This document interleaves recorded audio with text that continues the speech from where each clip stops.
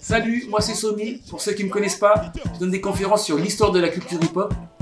Pour ce premier rendez-vous, j'ai décidé de vous parler de quelques livres et de quelques disques que je trouve importants quand on s'intéresse à la culture hip-hop. Le premier donc, c'est le livre de Karim Boukercha, sorti en 2004, qui s'intitule Paris Caractère. Un livre dédié aux personnages dans le graffiti. Alors pour ceux qui ne connaissent pas Karim Boukercha, c'est un journaliste spécialisé dans le graffiti, surtout la scène parisienne. Il est aussi réalisateur. Alors dans ce livre, on trouve de super belles photos et des interviews très intéressantes. Notamment, on y apprend comment certains graffeurs sont passés du personnage b-boy, le personnage très hip-hop, très stylisé hip-hop, la casquette, les grosses lunettes et les baskets, à des personnages un peu plus tirés de leur imagination, des personnages farfelus, des personnages très BD ou des personnages très glauques. Je pense à Sect des DUC quand je dis ça. Donc on y retrouve des interviews de Sect, donc de J1 qu'on voit ici en photo, de Mod2, de No et tout, de Poche, CP5, de Popeye, voilà des super photos, vraiment en pleine page. Voilà, je pense que là c'est Miss qu'on aperçoit, oui, Miss. Voilà, donc c'est vraiment un livre que je pense qu'il faut avoir feuilleté au moins une fois, et si vous pouvez l'avoir, achetez-le. Un autre livre que je vous conseille, c'est le livre de Belkacem intitulé On the One, l'histoire du funk en 100 albums. Alors c'est un livre que j'ai beaucoup de mal à finir, pour la simple raison que, non pas parce que c'est mal écrit, non, c'est super bien écrit, faut pas rigoler. Non pas parce que j'ai des problèmes de vue ou quoi que ce soit, c'est parce que ce livre, quand on lit les chroniques de Monsieur Belkacem, on a envie d'écouter les albums, et c'est ce que je fais, et donc ça prend énormément de temps.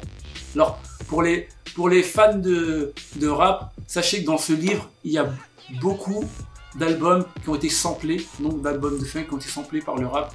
Donc si on doit faire un pont en tout cas entre le hip-hop et ce livre, c'est ça. Puis de toute façon, c'est l'essence même de la musique hip-hop. Voilà. Que dire sur Monsieur Belkacem Méziane? C'est the conférencier de la black music. Si vous voulez voir certaines de ses conférences, vous pouvez les voir sur sa page Facebook, donc Belkacem Méziane. Il les donne en ce moment, en période de Covid oblige. C'est aussi le monsieur qui m'a donné l'envie de faire des conférences, voilà, spécial dédicace à toi, Monsieur Méziane, et on attend le deuxième livre avec impatience. Donc il est sorti chez Le Mot et le Reste, livre à lire en tout cas impérativement.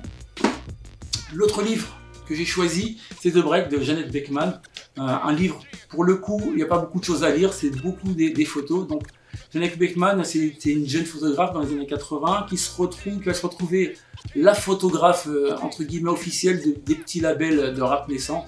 Donc elle va photographier toute la nouvelle scène de rap new-yorkais notamment. Donc on y retrouve des gens comme cette photo-là que tout le monde doit connaître, en tout cas ceux qui sont fans de rap américain. Elle est le Cool J, voilà. Les Beastie Boys avec leur DJ Double R, qu'on connaît aussi sous le nom de Rick Rubin. Voilà, c'est des belles photos de Madame Beckman. Jeannette Beckman qui était avant ça photographe en Angleterre, donc qui avait photographié déjà la scène punk du milieu des années 70. Vraiment un super livre à feuilleter. Voilà, ici on voit Queen Latifah. Donc c'est un livre que je vous conseille. Pour la petite histoire de Jeannette Beckman, c'est elle qui va donner en tout cas envie au photographe Jamel Shabazz de faire son livre et de faire des photos en tout cas sur la vie entre guillemets hip-hop à New York dans les années 80. Donc je reparlerai de Monsieur Jamel Shabazz dans un prochain numéro. Donc voilà, The Break, un livre à voir absolument, en tout cas absolument. Un disque dont je voulais vous parler, c'est le disque de Bob James, sorti d'un projet qui s'appelle, où les albums s'appellent 1, 2, 3, 4. Celui-là c'est l'album 2, que j'ai découvert. Les morceaux dessus, je les ai découverts grâce à des morceaux de rap, notamment avec Run DMC. Jam Master Jay faisait une routine avec le premier titre qui s'appelle Technique ou Mardi Gras.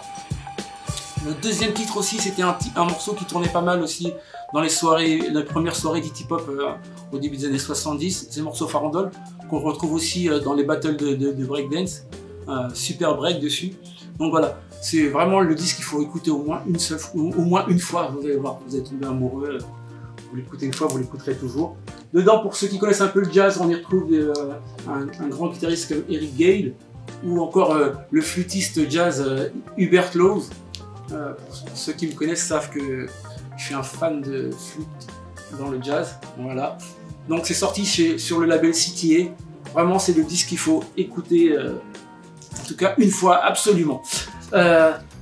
Et là, je voulais finir par ce disque que je trouve très important, notamment je fais une petite dédicace à Stezo, le rappeur qui vient de nous quitter il y a quelques jours.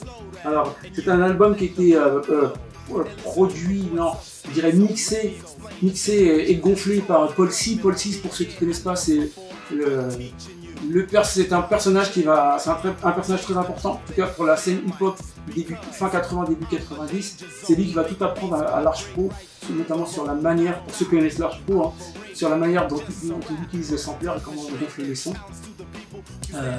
Voilà, cet album de Stezo, c'est un superbe album, il n'y a rien à acheter dessus, hein. Franchement, c'est super dur de vous conseiller un titre. Bring the Horn, c'est super. To the Max, c'est super.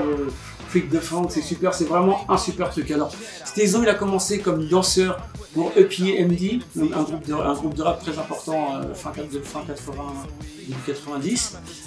Quoi dire sur lui? Il est originaire de Connecticut. C'est un multitâche. C'était un super b-boy, un super graffeur, super DJ, grand collectionneur de disques, qui va finir par, lui finira par devenir coiffeur. Je crois qu'il avant de mourir, il aura ouvert 2 salons de coiffure, voilà. Je vous conseille de taper son nom sur YouTube et puis de regarder ses vidéos. On le voit danser tout le temps. Voilà. Voilà, c'est un peu tout ce que je voulais dire. En tout cas, voilà, c'est le disque qu'il faut écouter, en tout cas cette semaine, si vous restez à la maison. Donc, vous pouvez me retrouver sur ma page Facebook SomiDUC ou retrouver certains de mes posts sur la page Hip Hop Archive. Voilà, à plus, à la prochaine. Ciao.